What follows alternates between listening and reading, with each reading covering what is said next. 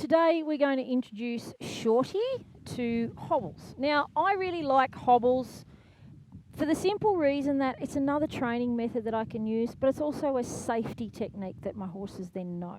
So, what I mean by training technique is I mean that it teaches them about restraint, it teaches them about patience, it teaches them about being controlled in environments. And the other thing is, it's particularly handy if you get a horse that paws a lot, or also if you might want to do something like go up the mountains, or you might be somewhere where it's not safe for your horse to get away. And if you know you can use a set of these hobbles, you're going to make sure that, you can still have your horse at the end of the day. And when I say, about it being a safety thing, if you have a horse that's endangering itself, for example, I see lots of horses at events that paw at floats and trucks, and I saw a horse at an event one day literally climb up the side of a horse float while it was tied up, and that horse was in a lot of danger of hurting both itself and the vehicle that it was tied to, and potentially the people that were handling it. So, these are a really handy tool. Now, of course, some people prefer sidelines to hobbles. That's fine. I just tend to use hobbles. There's nothing wrong with sidelines. Now, hobbles are not meant to be something that scares your horse. Okay, hobbling your horse should be no different than tying your horse up. Okay, your horse should take it just as a method of restraint and nothing more. So this is not a technique where we're trying to scare the horse. It's a technique where we're trying to actually build the horse's trust. Because I want my horse to know that, it can be restrained and it can be safe. Okay, I want it to be comfortable with the fact that when I put these on it, nothing bad is going to happen and everything's going to be okay. Now, the horse that we are going to hobble today has never been hobbled. She has never had hobbles on her, and I've done no preparation in regards to putting these on with her today. However, what I will say is she's not what you would consider an unhandled horse. Okay, she ties up beautifully. She's standing to the right of me now, tied up in the round yard. She's beautiful and quiet. And there's a process that I use with young horses that haven't had a lot of handling to make sure that they already know to do things like give to pressure. And you can follow those videos elsewhere in the program. Everything that we do with those young horses about teaching them to tie up, teaching them to give to pressure, letting them run around the round yard with the halter and lead rope just hanging. That sort of thing is all about making sure that they understand the principles that are going to be able to do this. So, it's not like we've brought in something that's never been touched. I wouldn't recommend that. I'm not a fan of that. Because if your horse is unhandled and it's not used to restraint, and then you put a set of these on it, obviously what is going to happen next is potentially going to be explosive and quite potentially dangerous to both you and the horse. Now, you might notice with these hobbles, these are leather hobbles. Something to be particular about hobbles and sidelines is they must have a swivel in the middle, okay? And these hobbles the chain is quite old, but you can see the straps are quite new. They're leather, and they are actually lined, if you can see, they're lined with a seatbelt type material, okay, for strength. Because like everything, the last thing you want is for these to snap when you use them, because it's a bit like tying a horse up and then it pulling back and breaking away. That can pretty quickly become a habit, and you're also not exactly teaching the horse anything. Well, you are. You're teaching the horse to get away. So I want good quality hobbles. Now, I personally prefer this setup whereby the leather goes through. I don't have buckles on my hobbles, okay, and then it sits there like that. Now, that might not look like much, but I can guarantee you it's a pretty good horse to actually get out of that. Now, if you're in a position where, say you're up the mountains or you're, traveling and you're a bit concerned, I completely understand you may prefer buckles. But for what I'm doing, which is just teaching horses about restraint, this works perfectly fine. And, it's quite safe. And if there is some sort of really bad accident, well, ultimately that will let go. So I kind of like that in my game. So what we'll do in a moment is I will bring Shorty over and I will show you how I go about hobbling her. And what we'll do is we'll just turn her loose in the round yard once she's hobbled so that she can actually then feel for herself. It's like everything with training. You know, we can potty her and we can baby her and we can try and protect her, but at the end of the day, she actually has to feel these on her feet, and she actually has to feel the pressure when she goes to walk. So I will get out of the road and let her experience that. And being a pretty sensible mare, I'm fairly convinced that she will take to it quite well.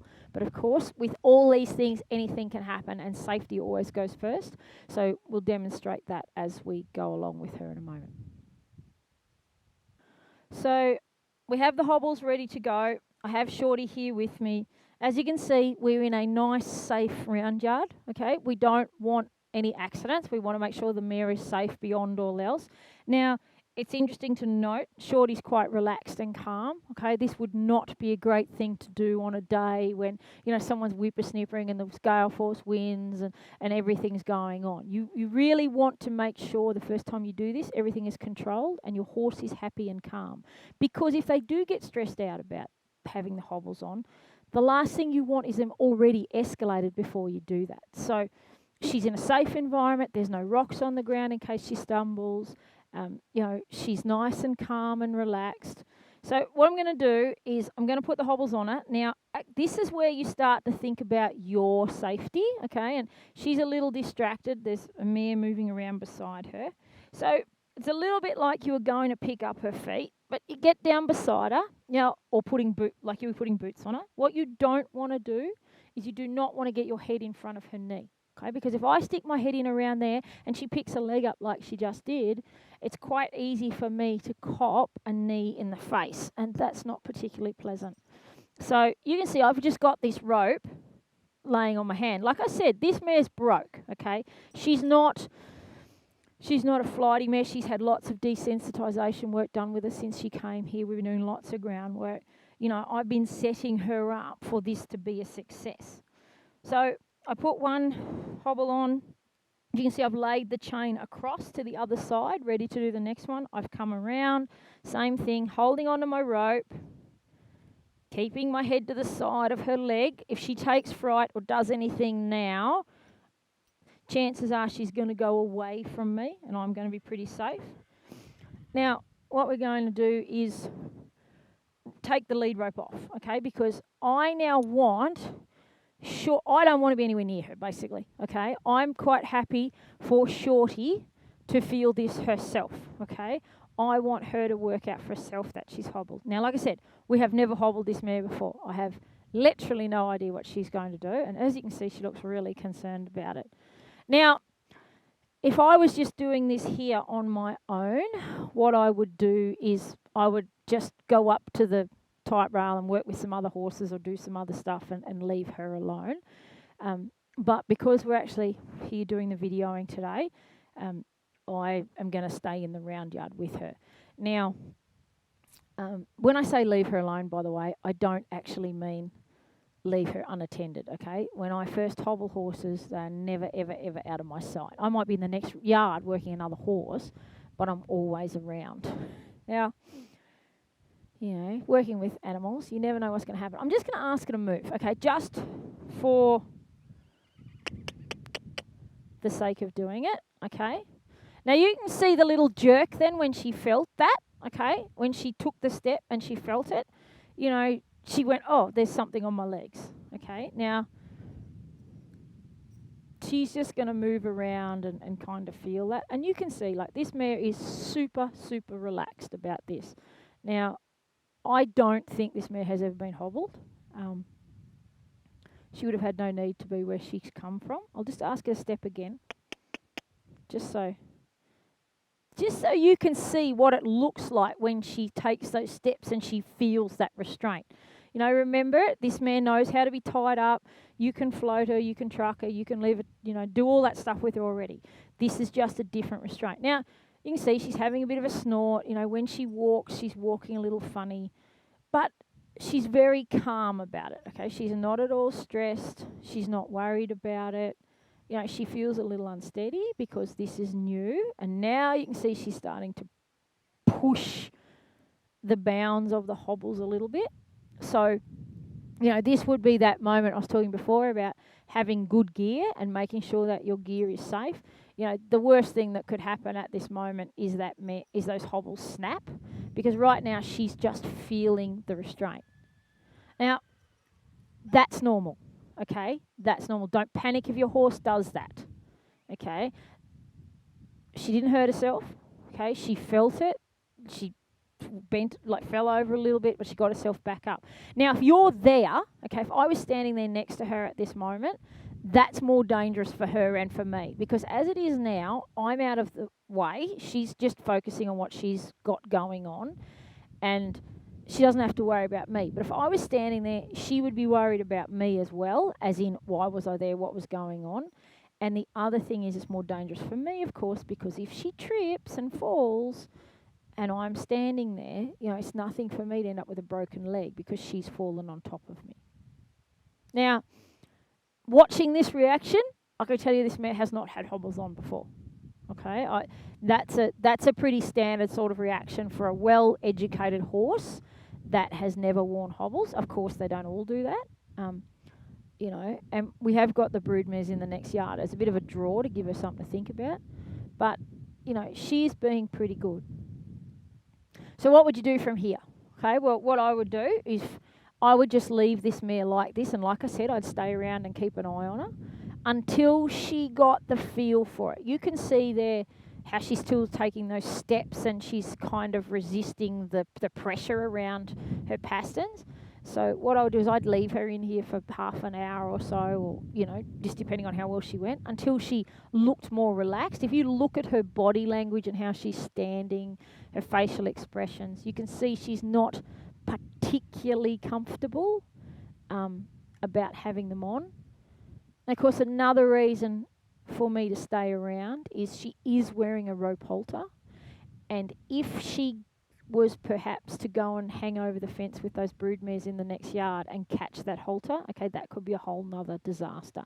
But I would just personally rather have the halter on her so that if something does go wrong, you know, I've got something to hold on to. Look, that is essentially how to hobble your horse. As you can see, it's not a technique aimed at scaring the horse. It's not about threatening the horse.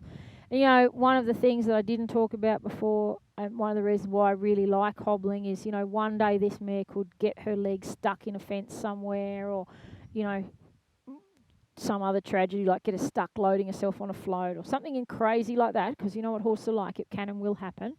And because she knows about having restraint on her leg, and because she's comfortable with it after being hobbled, you know, chances are that mare could, you know, not have a complete panic, and she might be a lot better off at the end of it. So, yeah, it's one of those things. Everything we do is about ensuring, you know, our horses have a long and productive life.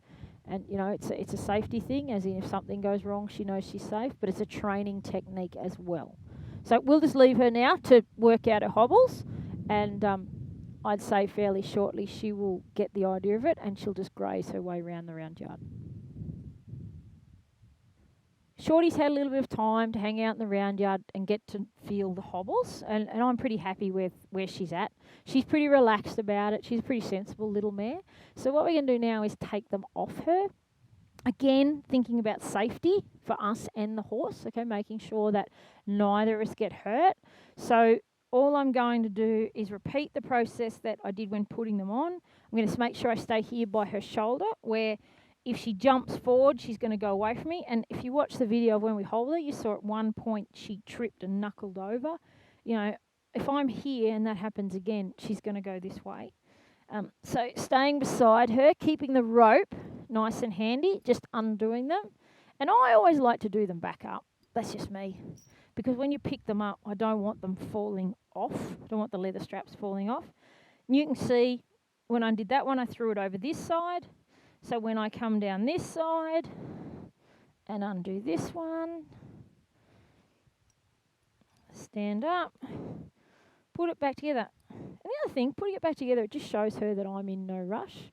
You know, let her know she's been a really good girl. She's done really well. And that's just one more thing that she's now got in her training toolbox.